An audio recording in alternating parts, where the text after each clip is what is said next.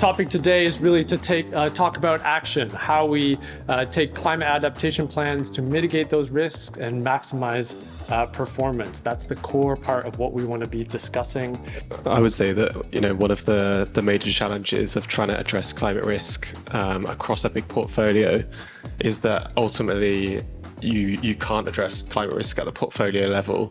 So it feels like a mammoth challenge if you're facing this as a sustainability team and you've got thousands of assets. How do you adapt those?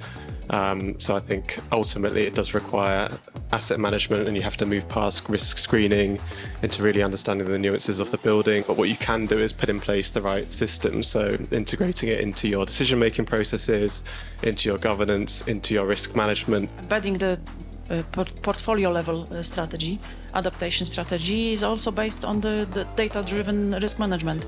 And that's also something which we do with Deepki since 2.5 years, by the way. So it's something that helps us to create the strategy based on real data and plan our adaptation with CapEx. We're going to see adaptation. Both they go hand in hand. Climate risk assessment and physical climate risk and adaptations will evolve to a more. It won't be focused just on the asset. It will be focused on the infrastructure across your assets. It will be focused on roads, railways, airports, etc. that you are dependent on if you're like logistics site, etc. Cities will have to adapt themselves. It's not just us landlords. It's municipalities, councils, etc. So I think the thing that we're trying to understand in valuations is the speed of obsolescence.